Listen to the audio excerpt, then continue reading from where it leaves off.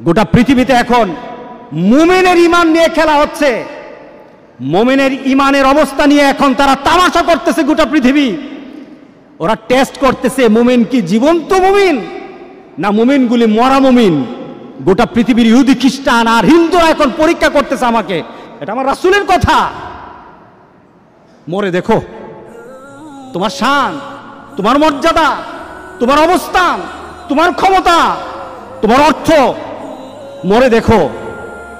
তুমি যদি নিজের জীবনকে মূল্যায়ন করতে না পারো, আল্লাহ যেটা বলেছেন ইল্লাল্লাযীনা আমানু, যদি ইমানদার না হয় মরো, তুমি কতটুকু ক্ষমতা, তোমার কতটুকু অর্থ, তোমার কতটুকু গাম্ভীর্যতা, তোমার কত মর্যাদা। ফেরাউন, সাদ্দাত, নমরুদই তো দুনিয়াতে থাকতে পারে নাই। কথা ঠিক আছে কিনা বলেন? ফেরাউন, সাদ্দাত, নমরুদই তো দুনিয়াতে নাই। আছে নাকি? ফেরাউনের বাড়ি আছে, সাদ্দাতের বাড়ি আছে, সম্পদ ছিল কিনা বলেন? সবই তো ছিল, কিন্তু তারা কি লাভবান না ক্ষতির মধ্যে আছে? ক্ষতির মধ্যে আছে। আল্লাহু আকবার, আল্লাহু আকবার। ইল্লাল্লাযীনা আমানু, যারা ঈমানদার, আল্লাহ বলেন তার কোনো ক্ষতি হবে না। একটা মুমিন যদি চিন্তা করে আমি এখানে কেন আসলাম, কেন এলাম পৃথিবীতে, আমাকে কি করতে হবে, আর আমার পরবর্তী ডেস্টিনেশন কোথায়, আমি পরবর্তীতে কোথায় যাব, এই তিনটা চিন্তা কোনো বান্দা যদি ধারণ করে, আল্লাহ সুবহানাহু ওয়া তাআলা তার আখিরাতকে গুছিয়ে দিবেন। আমাদের জীবনটা কেমন, আমাদের জীবনটা সম্পর্কে আমরা কি চিন্তা করতে পারি? কোনো ব্যক্তি হাতের মধ্যে বরফ নিল, বরফটা হাতে ধরে রাখলে সে যতক্ষণ পর্যন্ত বরফের দিকে তাকিয়ে থাকে, সে চিন্তা করে আমার ব্যবসা হবে, আমার হাতে বরফ আছে। বলেন তো দেখি বরফ কি থাকবে? হ্যাঁ, ধরে রাখুন তো বরফ, কতক্ষণ পর কি হবে? বরফ আর পাওয়া যাবে না, বরফ আর থাকবে না তার হাতে। মানুষের জীবনটা তেমন। আপনি বরফ হাতে নিয়ে রেখেছেন, আপনার জীবনটা একটা বরফের মতো, হাতে বরফ, আপনার বরফ কিন্তু গলে যাচ্ছে। কিভাবে যাচ্ছে? এক একটা মুহররম মাস চলে আসে, 1441 সাল ছিল, চলে গেছে, বরফ গলে গেছে। 1442 সাল এসেছে, আনন্দ হওয়ার কিছু নেই, বরফ কিন্তু গলে গেছে। সুবহানাল্লাহ, আপনার বরফ কিন্তু গলছে। একজনকে বলা হলো যে আমাকে নোটিশ করে দিও, আমাকে জানিয়ে দিন। আল্লাহর কাছে বলল দাউদ আলাইহিস সালাম, রব্বুল আলামিন আমার শেষ মুহূর্তটা আমাকে জানিয়ে দিও, শেষ মুহূর্তটা আমাকে জানিয়ে দিও, আমার জীবনের শেষ মুহূর্তটা আমাকে একটু নোটিশ করে দিও। আজরাইল আলাইহিস সালাম উপস্থিত। কি ব্যাপার? আমি না বলেছিলাম যে আমাকে একটু জানানোর জন্য, আপনি কখন আসবেন, আমার জীবনের শেষ মুহূর্তটা জানানোর জন্য বলেছিলাম। কোনো জানানো আগে থেকে রিমাইন্ডিং ব্যতীত আমার কাছে চলে আসলেন, ব্যাপারটা কি? আজরাইল আলাইহিস সালাম বললেন কথা আছে। আপনার দাঁতের অবস্থা কি? নাই, একটা রিমাইন্ডিং। চোখের অবস্থা কি?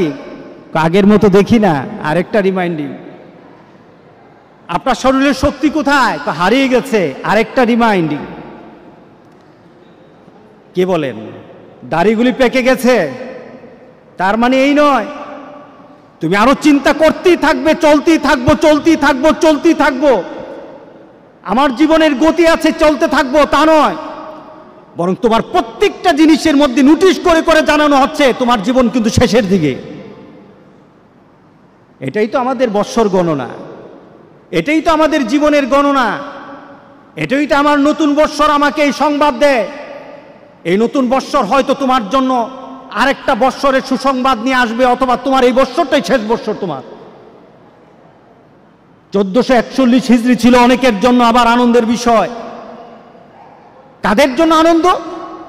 কে আনন্দ করতে পারবে?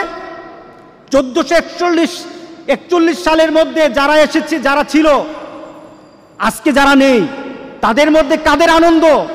তাদেরই আনন্দ যারা আল্লাহ সুবহানাহু ওয়া তাআলার সেই কথার সাথে নিজেকে মিলিয়ে নিয়েছে। ওয়ালাস, সময়ের কসম, সময়ের কসম, দুনিয়ার পরিবর্তনের কসম, দুনিয়া যে পরিবর্তন হচ্ছে সময় দিয়ে, আল্লাহ সুবহানাহু ওয়া তাআলা ওই সময়ের কসম করে বলে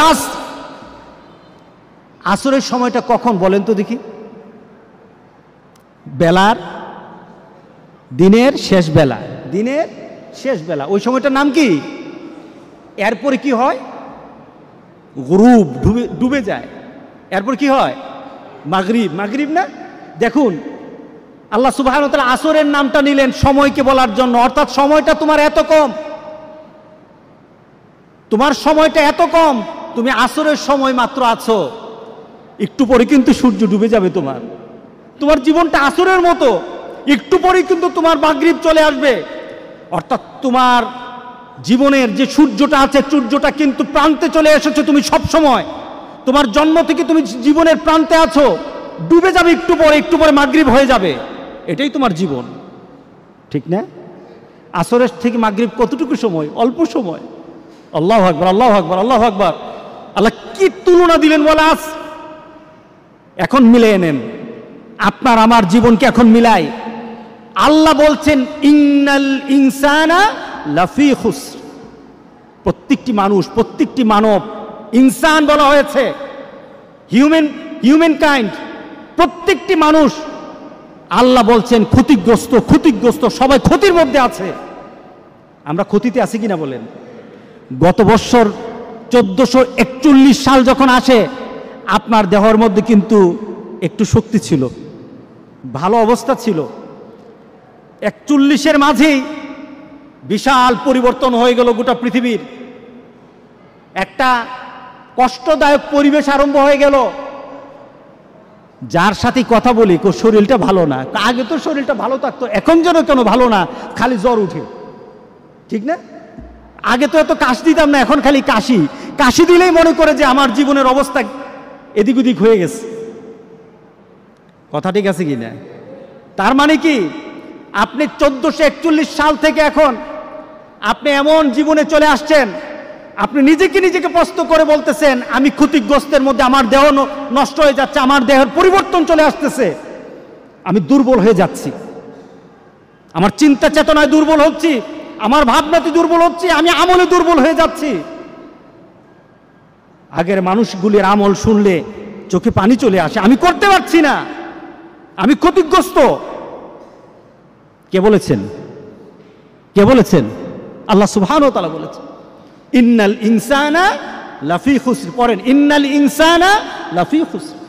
আল্লাহ বলেন না, আমার কিছু কিছু বান্দাকে আমি কিন্তু ক্ষতির মধ্যে ফেলে দেব না। আমরা কি পড়তে চাই বলেন তো দেখি? আমরা কি পড়তে চাই যে আল্লাহ বলেছেন আমার কিছু বান্দাকে, তার জীবন, তার যৌবন, তার জীবনের সকল কর্ম, তার আখিরাতকে আমি ক্ষতিগ্রস্তের মধ্যে ফেলে দেব না? আল্লাহু আকবার বলে। আমি তাকে ক্ষতি করব না, দুনিয়া তো ক্ষতি করব না, আখিরাতও তার ক্ষতি হবে না। ইল্লাল্লাযীনা আমানু ওয়া আমিলুস সালিহাত। মিলাই নেন, ঈমান, যার ঈমান আছে। কি আছে বলেন? আমাদের ঈমান আছে কিনা বলেন? আছে, আলহামদুলিল্লাহ। ঈমানটা কেমন?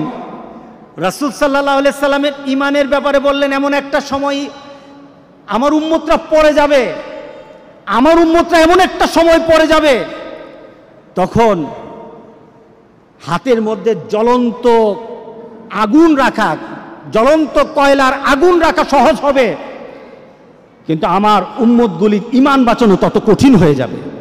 এটা সহজ, কিন্তু ঈমান বাঁচানো কঠিন। কে বলেন ঠিক আছে কিনা বলেন? আহা, নতুন নতুন ঘটনা, নতুন নতুন কথা।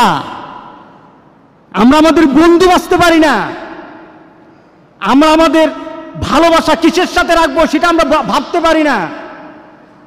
আমরা কিছু ঘটনা শুনলে আমাদের মধ্যে চেতনা সৃষ্টি হয় না। মনে করি আমার জায়গায় আমি আছি, অন্যের জায়গায় অন্য থাকবে। কঠিন। হাতে জ্বলন্ত কয়লা রাখা কঠিন, সহজ হবে।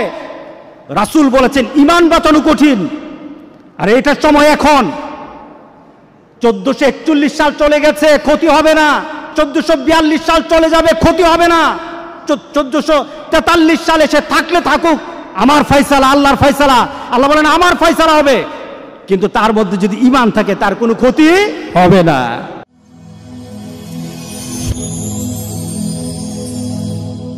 Rose TV 24. Enjoy by listening to the Holy Quran.